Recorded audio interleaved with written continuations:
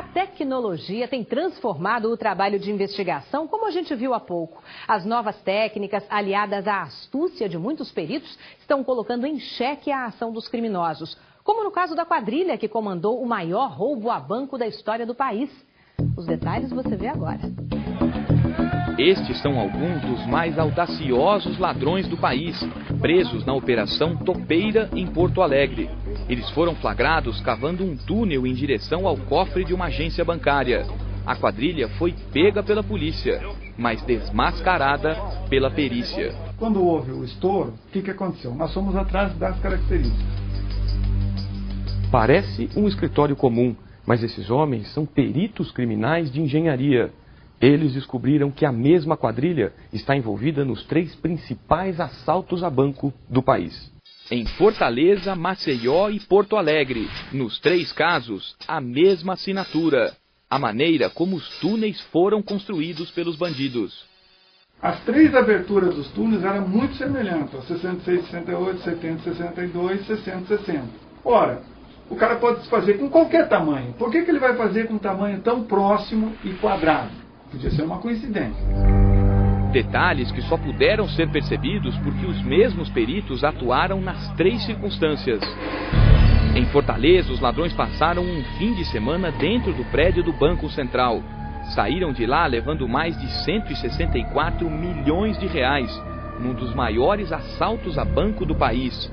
Os criminosos cavaram o túnel durante 3 meses. Como entraram e saíram sem ser vistos, decidiram partir para outras 2 investidas, seguindo o mesmo estilo. Esse tubo levava a ar para o interior do túnel. Esse tubo corrugado foi usado nos 3 túneis, ó, tanto em Porto Alegre, como em Fortaleza, como em Maceió. E eles podiam usar qualquer outro tipo de mangueira plástica, flexível, podia ser usado. No entanto, eles usaram a mesma. Até para esconder a terra escavada, a mesma tática. Em todos os 3 casos, eles usaram sacos plásticos, fardos, né, para guardar o material escavado. No caso de Porto Alegre não havia necessidade, eles tinham espaço suficiente, eles podiam guardar granel. No entanto, eles também ensacaram, parece que era um vício deles. Os peritos repararam também que os bandidos tinham preocupação com a própria segurança. Para não desmoronar o túnel, eles fizeram revestimentos com quadro de madeira. Essas tábuas aqui que eu te falei, já vieram cortadas previamente. Isso aqui, ó, é Fortaleza, isso aqui é Porto Alegre. Pode ver que é o mesmo estilo de tábua, mesma bitola e mesmo tamanho. São iguais. São iguais. Então isso chama atenção. Esse encerado aqui, ó, por que eles colocaram isso? Porque areia machuca, joelho e tal. Então quando eles finalizaram o túnel, eles botaram esse encerado para deslizar melhor, tanto com o dinheiro como com a passagem deles, né? Mas a certeza de que se tratava da mesma quadrilha veio num detalhe que nem os assaltantes podiam imaginar. Em Maceió tinha esse estrado aqui, ó, e em Porto Alegre tinha o mesmo estrado com o mesmo tipo de roda. É muita coincidência para montar um chassi, porque eles mesmos montaram, soldado com essas rodas, os dois usaram a mesma coisa. Então isso para nós foi decisivo.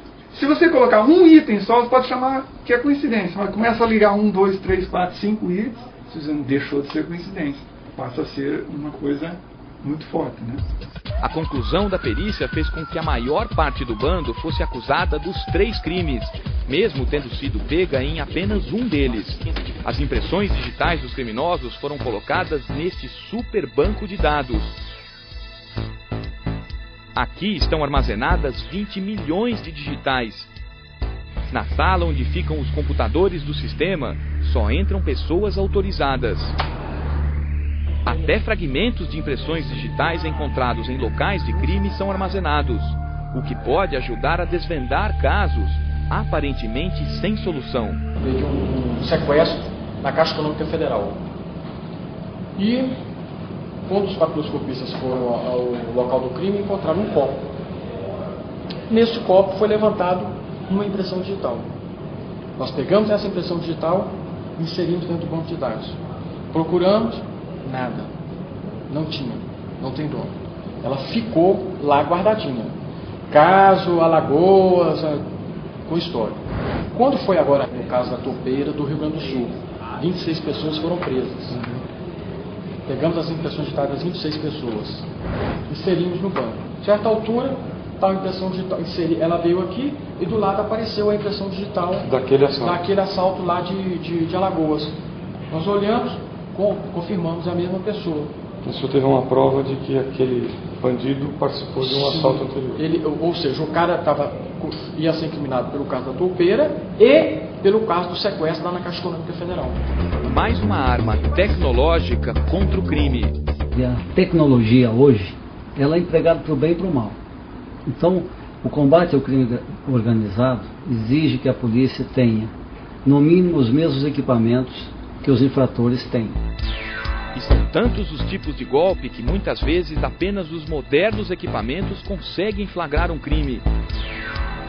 Neste cheque, o estelionatário usou um scanner para copiar a assinatura do verdadeiro dono. O falsário passou ainda a caneta para tentar melhorar a fraude. O que os olhos não viram, este microscópio deixa claro. A imagem aumentada em mais de 500 vezes desmascara o golpe.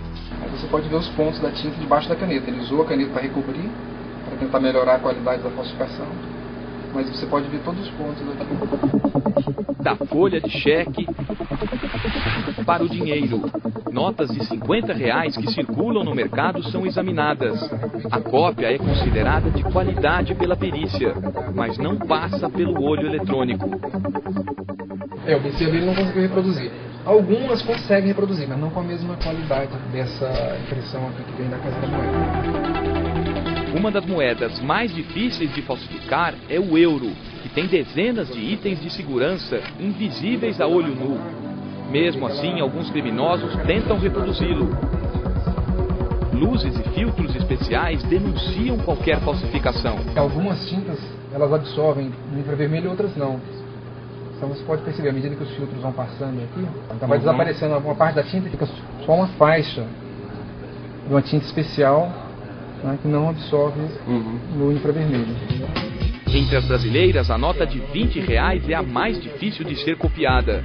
Dentro da faixa holográfica você tem microletras e dentro delas as nanoletras. Então aqui está com uma ampliação de mais de 500 vezes para você conseguir visualizar essas nanoletras dentro das microletras. Os falsários mais sofisticados eles conseguem simular a holografia, mas com esse padrão de qualidade aqui, isso aí é muito difícil mesmo. Marcos passa o dia procurando fraudes microscópicas.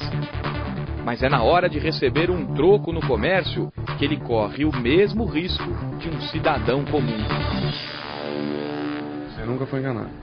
Não, eu nunca fui enganado. Mas eu conheço peritos que receberam dinheiro sem, porque não olharam, né? Veio no meio do bolo ali, ele guardou e... Fica até meio estranho, né? Todo lugar que você for, você parar e pegar uma nota de 5, porque eles falsificam nota de 1, de 5, moedas. Então, se você olhar tudo, é meio complicado também.